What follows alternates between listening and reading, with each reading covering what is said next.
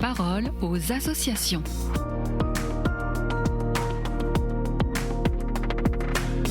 Bienvenue dans la parole aux associations. Aujourd'hui, j'ai le plaisir d'être avec Thibaut Hirschauer. Bonjour Thibaut. Bonjour. Vous dirigez le pôle solidarité et secourisme de l'Ordre de Malte et à ce titre, vous êtes particulièrement concerné en cette période hivernale où le plan grand froid peut être déclenché par les préfectures. Concrètement, quelles sont les actions que cela déclenche sur le terrain ? Alors en fait, aujourd'hui, sans parler du plan grand froid en période normale, on a sur le territoire un peu plus de 70 maraudes, qu'elles soient véhiculées, qu'elles soient pédestres, qu'elles soient solimales. Solimales, c'est lorsqu'on maraude avec des secouristes ou des médecins. Et toutes ces maraudes ont lieu la plupart du temps, une à plusieurs fois par semaine. Pour organiser ces maraudes, en fait, on est en lien avec le SIAO qui assure en fait la régulation et nous oriente les différents bénéficiaires pour identifier les besoins. Et en fait, dans le cadre du plan grand froid, c'est une continuité de ces activités et les moyens qui sont mis en œuvre tout au long de l'année sont renforcés. Alors dans certaines villes, on double nos équipes. C'est notamment le cas sur Paris, où toutes nos maraudes sont systématiquement doublées.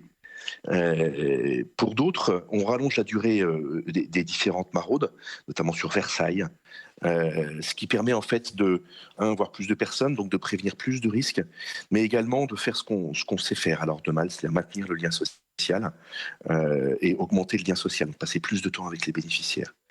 Enfin, on renforce quand nous le pouvons avec des personnes médicales, des bénéficiaires, des bénévoles médecins ou infirmiers, ce qui permet ensuite de réorienter les bénéficiaires vers les différentes structures adéquates, que ce soit le CHU, la PAS, pour pouvoir prévenir les risques.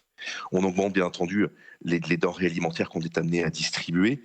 On augmente également le matériel de lutte contre le froid, avec des kits bonnets, des écharpes, des chaussettes, des sacs de couchage et des couvertures.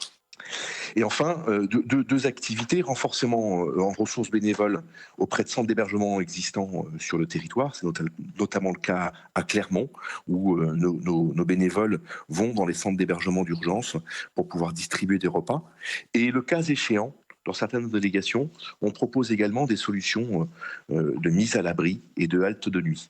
À Toulon, vous venez d'ouvrir une maison Malte, c'est-à-dire un lieu qui propose pour les personnes en difficulté l'ensemble des services que l'Ordre de Malte peut proposer, comme l'accueil de jour, les espaces de soins, les petits déjeuners. Comment le dispositif Grand Froid s'intègre-t-il dans ce lieu ? En effet, déjà on est très heureux puis de l'ouverture de ce dispositif à Toulon. Et en fait, on propose en effet un accueil assez complet, reprenant l'ensemble de nos activités, essentiellement à destination d'un public jeune. Alors le plan Grand Froid, il s'intègre pleinement dans ce dispositif, sachant que cette fois-ci, l'enjeu n'est pas forcément de toucher des jeunes, mais plus des femmes. En l'occurrence, on a la possibilité de recevoir jusqu'à 10 personnes, 10 femmes, au sein de cet accueil Malte. Alors on agit toujours en lien avec le SIAO, dont je parlais au début, qui va nous proposer des bénéficiaires en grande difficulté, en l'occurrence des femmes.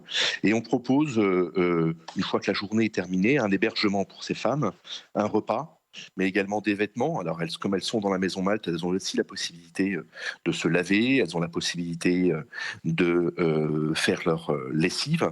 Et puis, un accompagnement également administratif pour différentes réorientations, que ce soit au niveau de la PAS ou des CCAS.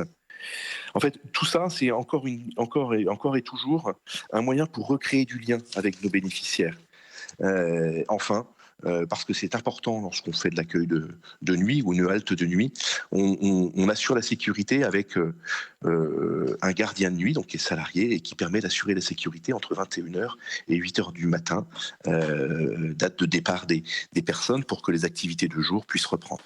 Merci beaucoup Thibaut Hirschauer d'avoir été avec nous et à très vite sur KTO Radio. Merci, au revoir. La parole aux associations.